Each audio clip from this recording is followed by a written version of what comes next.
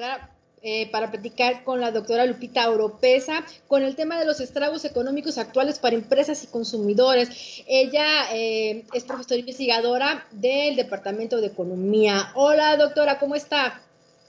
Hola, buen día, Jazz. Muy bien, ¿tú qué tal? Bien, bien, trabajando desde casa y de verdad, pues tratando de informarnos estos aconteceres de hoy en día. Y bueno, doctora, nos va a hablar acerca de esos estragos económicos.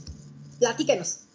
Así es, sin duda, pues hoy enfrentamos dos grandes problemas y de hecho no solo México los enfrenta, sino se enfrenta o son a nivel global. Por un lado, pues ya tenemos la conocida pandemia del COVID-19 y de la cual podemos encontrar mucha información y hay que tener cuidado también de evitar caer en los fake news. Y bueno, cualquier persona pues se puede enfermar. Y por otro lado también están las consecuencias económicas, que algunas ya están presentes y hay otras que se van a ir avecinando conforme pase el tiempo. Y aunque ambos fenómenos están relacionados, no son lo mismo como tal. La mala noticia es que ambos fenómenos son globales, como les mencionaba ya hace un momento, y la recesión amenaza casi a todos los países del mundo. O sea, por eso no les comentaba, no solo a México, sino a todos los países, pero pues esta afectación va a ser diferente dependiendo. Antes del COVID, y de hecho hay una tabla por ahí que van a poder visualizar, pero antes del COVID se estimaba un crecimiento global del 2.3%, es decir, que a nivel mundial se esperaba un crecimiento económico del 2.3%, y ahora, derivado de la pandemia, se estima una contracción global que nos llevaría al menos 2.5%. Y en la tabla podemos ver, esa tabla son las previsiones de crecimiento para países del G20, de acuerdo a la unidad de inteligencia de The Economist. Y bueno, en este caso yo las ordené iniciando por la economía que más afectaciones tendrían, de acuerdo a estas estimaciones. En la columna del medio, la columna que se titula actual, es la previsión actual que viene derivada de esta pandemia.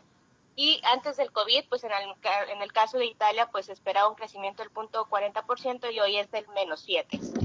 En México estaríamos en tercer lugar en esta tabla porque, bueno, ya se esperaba antes del COVID un crecimiento del 1.1% y ahora pues nos posiciona con menos 6.5%. Pero antes de mencionar de lleno las expectativas de crecimiento para México, es necesario señalar que antes de la pandemia la economía mexicana ya se encontraba debilitada. Incluso en febrero, cuando estábamos ahí en Agenda 1180, mencionamos que la cifra definitiva que había dado de conocer el INEGI del crecimiento económico registrado en 2019. Y ese ajuste, o bueno, ese anuncio provocó un ajuste de expectativa de crecimiento para 2020 que disminuyó. Pero bueno, ahora con la pandemia se han venido a agravar las complicaciones económicas, generando una revisión de la expectativa de crecimiento, donde la más, ahí van a ver otra tabla. La expectativa de crecimiento más conservadora o optimista nos posiciona con una contracción del menos 1.6%, mientras que es de Goldman Sachs, y digamos que el peor de los escenarios, que es el que nos pone UBS Bank, estaríamos hablando de una contracción del menos 7.6%. Obviamente ahí tenemos varias casas o instituciones bancarias que tienen su expectativa de crecimiento para México, y bueno, pues podemos ir desde el menos 1.6% hasta, en el peor de los escenarios que ya mencionaba. Y esos recortes o estas nuevas previsiones responden al impacto económico esperado por la pandemia. Adicionalmente se encuentra la presión ejercida por la caída en el precio del petróleo y la fuerte dependencia de la economía mexicana con la economía de Estados Unidos.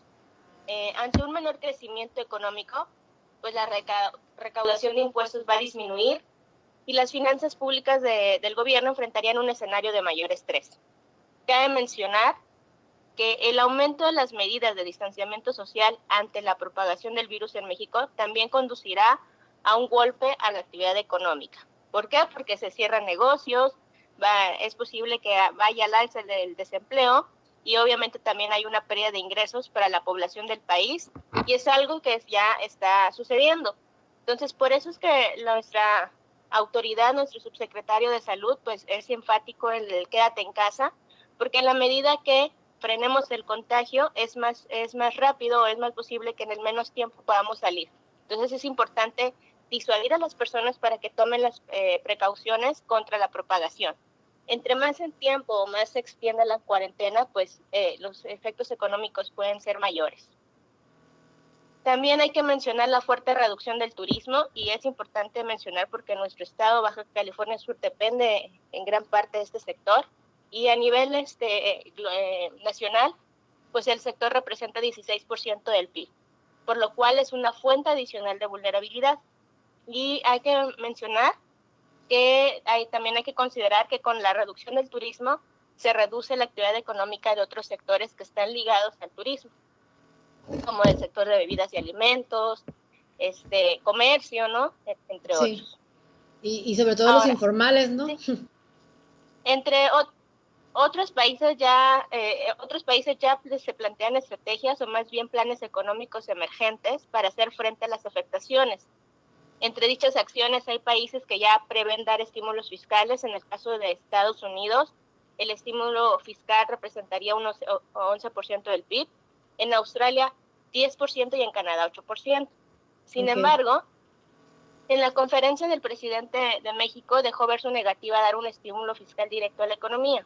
Y en realidad no hubo como propuestas nuevas, sino más bien se reiteró la pensión para adultos que ya nos hace semanas había indicado que se iban a adelantar pagos, y los créditos que otorgará a microempresas. Juntos, ni siquiera llegan a representar el 1% del PIB.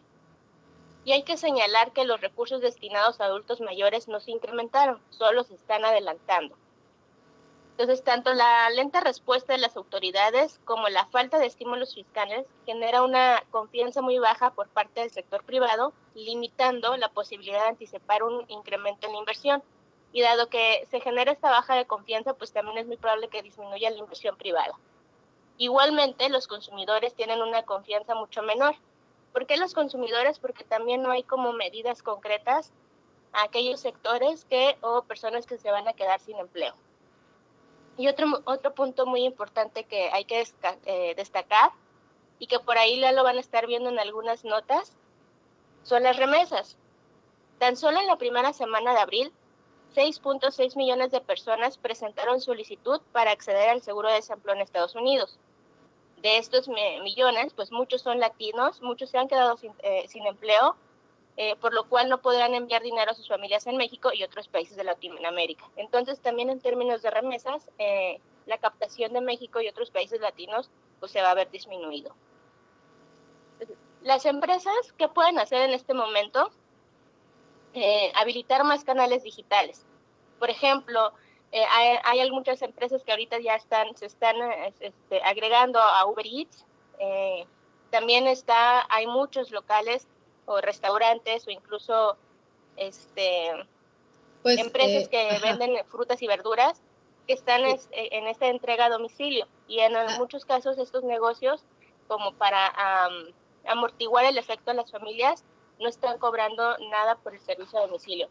Hay otros lugares que sí cobran, ¿no? Nada más hay que verificar, pero hay que, las empresas, sobre todo las microempresas y pequeñas empresas, pueden potencializar y mitigar un poco los efectos utilizando más canales digitales, puesto que hay muchas personas van a estar pidiendo servicio a domicilio. Si una empresa o si tú como empresario realizas una oferta y parte de esa oferta es para recuperarte del COVID, sé claro y comunica a tus clientes que es para recuperarte y mitigar, ¿no?, los efectos que va a tener el COVID a tu empresa. Es muy importante que si como empresario tenías planeado adquirir equipo o inversión, es mejor aplazarlo, es decir, no hay que cancelarlo, sino aplazarlo a más adelante, 6 meses, 1 año, en cuanto te recuperes, porque no es prioritario ahorita invertir en equipos ni realizar inversiones como tal. Y aumentar la liquidez procurando ahorrar en costos. Esto es en este momento que estamos pasando por la pandemia y bueno, que muchos negocios cerraron, y eso también, el hecho de que muchos negocios cerraron y disminuyen los ingresos de la persona va a llevar a disminuir la demanda también. ¿Qué hacer después de la pandemia? Los empresarios hay que enfocarse en el mercado local y regional, porque los extranjeros van a tardar en venir. y priorizar una mayor calidad en el servicio y también promover mucho más los pagos en efectivo, puesto que las empresas van a requerir liquidez y a través de los pagos en efectivo es donde los pudiera obtener. No sé si tengas alguna duda o que quieras que abundemos más en algo. Bueno, tenía algunas dudas, pero solo mencionar de que el comercio local, independiente, es el que está saliendo a completando un poquito, ¿no? Es el que está saliendo a las calles, el que se está arriesgando a salir a las calles, el que está tratando de tener de alguna forma un ingreso, ¿no? Lo podemos ver a través de las redes sociales, Facebook. Tiene un sinfín ahora sí de páginas, ¿no? De personas que se están moviendo, de negocios en los cuales personas que se han quedado sin trabajo no solamente han buscado la forma de solventar esta parte, ¿no? Si te quedas sin trabajo, sí, hay personas de hecho, digo, es importante carro, hacer uso de estas herramientas, como tú dices, las redes sociales. En el caso de Facebook, pues tenemos la herramienta del Marketplace. Creo que Instagram también ya en términos empresariales tiene ahí herramientas para la venta.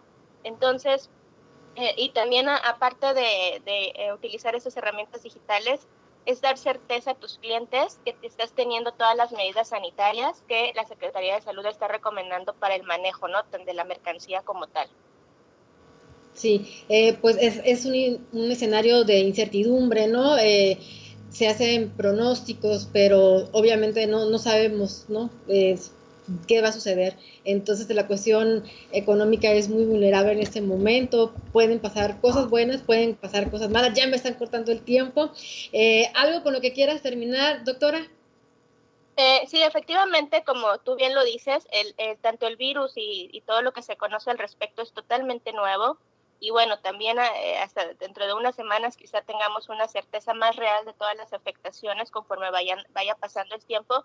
Pero lo importante es que todas las personas debamos entender de quedarnos en casa, porque en la medida de que cortemos este contagio, también es posible que podamos mitigar un poco los efectos económicos e invitarlos a las herramientas que nos dan algunas páginas sobre finanzas personales para que sepan, ¿no?, cómo optimizar los recursos que tenemos. Muy bien, muy bien. Bueno, doctora, muchas gracias. Ya nos cortó esto por la hora y todo lo que estamos realizando. La invitamos de nueva cuenta. A algunas dudas los invitamos a los usuarios, a las personas, para que nos comenten qué opinan del tema, si la verdad necesitan algún otro tipo de tema sobre economía. Estamos a las órdenes de lo que nos digan los usuarios. Y no sé usted, doctora, pues muchas gracias por la información que nos vierte esta tarde y queremos contar con su presencia de nueva cuenta. Con mucho gusto y muchas gracias.